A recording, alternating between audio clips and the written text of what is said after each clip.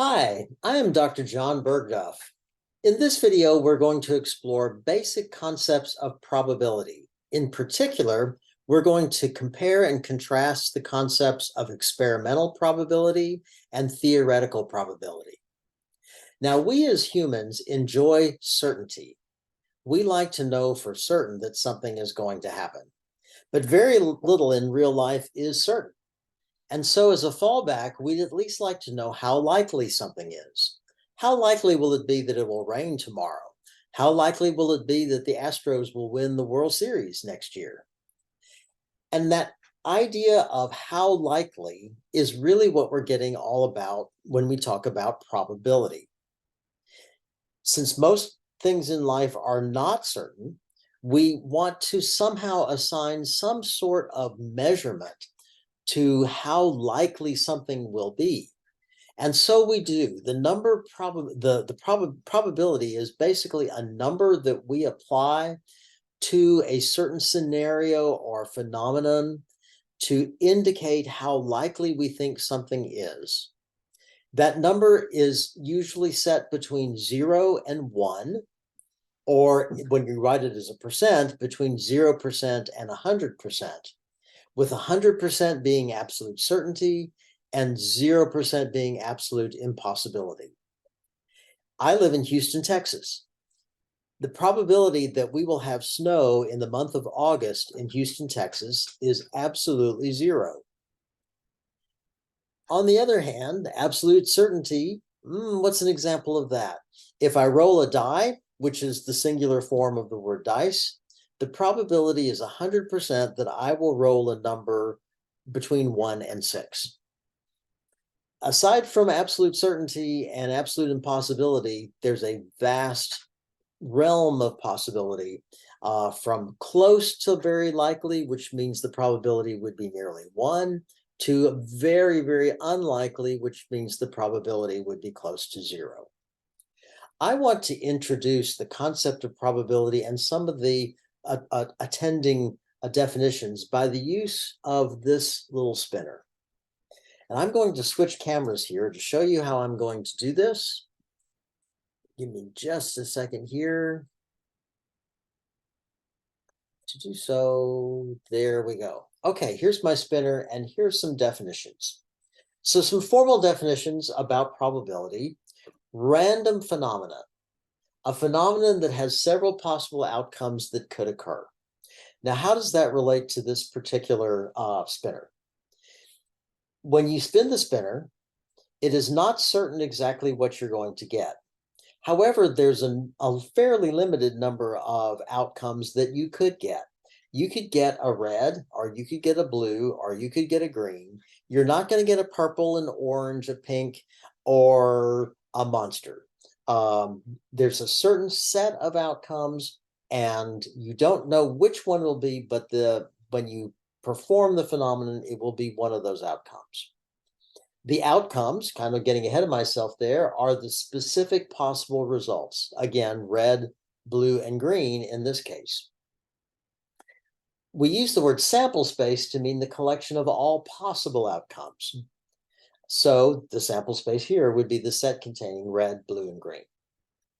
And an event is a collection of objects that, a collection of outcomes that you are interested in. Like you might be interested in what's the probability of spinning a primary color. Primary colors are red, blue, and yellow, so that would be excluding the green. And finally, this probability again is a number that indicates how likely a specific event is to occur for a given random phenomenon. How likely is it that you would spin a red, a blue, or a green? Now, the most fundamental way to approach the idea of probability is through experimental probability. And this is basically going to be exactly what it sounds like it is. Suppose that if in wanting to know what the probability is that you would spin a red, green, or blue, you perform an experiment. The experiment simply consists of spinning the spinner and seeing what you get, in this case, red. Suppose the experiment is repeated n times, where n is a natural number, and the event you're interested in occurs R times, some number less than most likely N. The experimental or empirical probability of that event, given by this expression here, this little e, tiny little e here means experimental. The probability of the event you're interested in is, on the denominator, the number of times you ran the experiment, and in the numerator, the number of times that the event you wanted occurs. So let me illustrate that. I am going to take this spinner and spin it 30 times and keep track of what I get. I'm going to use the frequency row of my table here to count the number of times I get red, blue, and green, like this. I spin the spinner, and the first time I get just barely a green, so I'll put a mark right there. I'll spin it again, and this time I get a blue, and so I'm going to put a mark right there. I'm going to tally this up. Now, I'm quite sure that you don't want to watch me spin the spinner 30 times. So I did this before I started the video and counted up some results for you here. I got 14 red, 7 green, and 9 blue. So from this, I can illustrate the idea of experimental probability of each one of these separate outcomes. The experimental outcome, again, is the number of times that you got the outcome you were interested in divided by the total number of times the experiment was repeated. So we spun the spinner 30 times and got a red 14 times. The probability of red is 14 over 30. Guess what? It is traditional to reduce all of our fractions. 2 divides into both the numerator and the denominator, so we could express that as 7/15. Or we can also express this as a decimal. If you divide 7 by 15 on your calculator, you get 0.47. And again, sometimes people like to express probabilities as percents. This would be 47%. Green, the probability of spinning a green would be 7 over 30. 7 over 30 is a fraction that does not reduce, so we'll have to leave it as 7 over 30. However, we can also express it as a decimal, and that's 0.23 or 23%. And blue occurred 9 times out of 30, so we'd say the probability is 9 over 30. And that does reduce as well. 3 divides into 9 and 30, so that's 3/10 or 0.3 or 30%. If you take these percents and add them up, they should add up to, if you take the probabilities and add them up, they should add up to 1. And in fact, if you add 0.47 plus 0.23 plus 0.3, you will get 1. Alternately, if you add the percents, 47% plus 23% plus 30% also adds up to 100%. That adds up to 100%.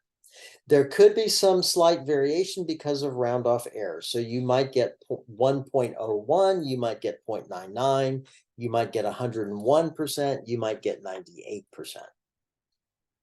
So that's experimental probability, and that works very well. However, as we spin the spinner and we think about what it looks like, we begin to think, I kind of think I can guess what the probability sort of ought to be based on looking at the spinner. And that gets us into the idea of theoretical probability, which I'm going to show you right here.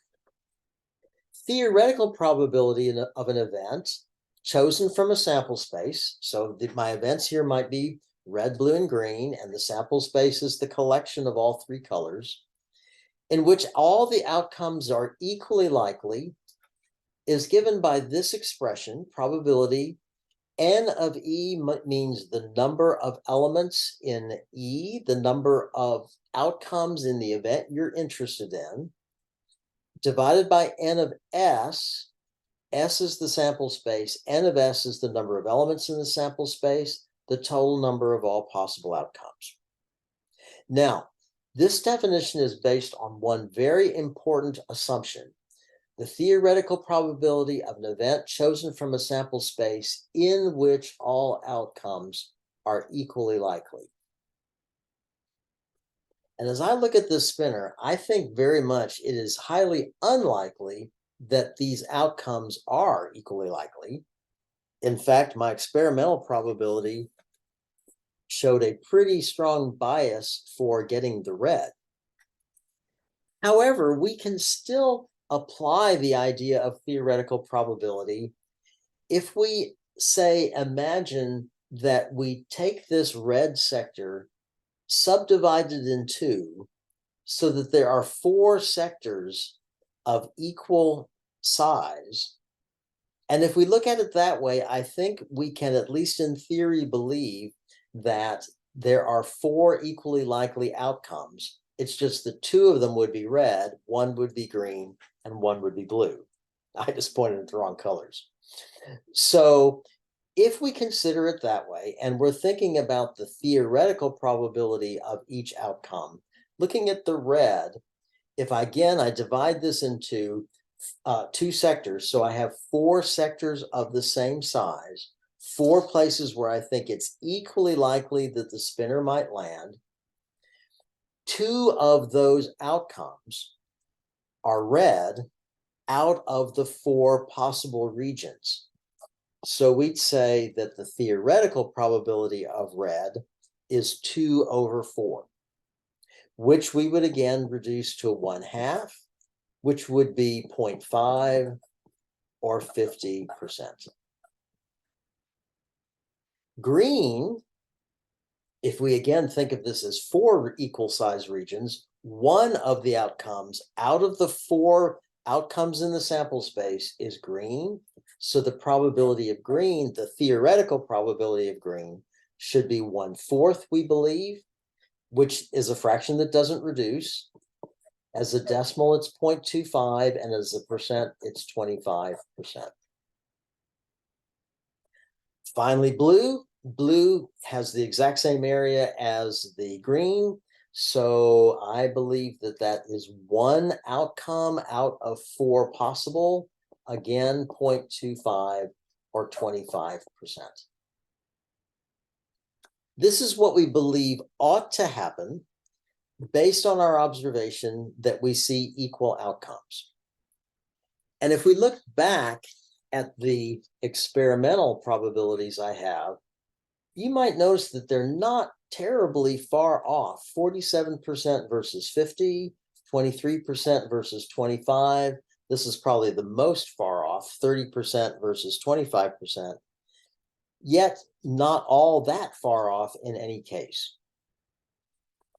There is a wonderful theorem called Bernoulli's theorem that says this: as the number of trials, repetitions of an experiment increases, the experimental probability of a particular event approaches a fixed number, the theoretical probability of the event. What does that mean? That means that if I took this spinner and didn't settle for 30 times, but spun it for 1,000 times, it is far more likely that the experimental probability would be very close to the theoretical probability. So this video is very basic, uses a very basic tool to distinguish between experimental and theoretical probability, and I hope you found it helpful.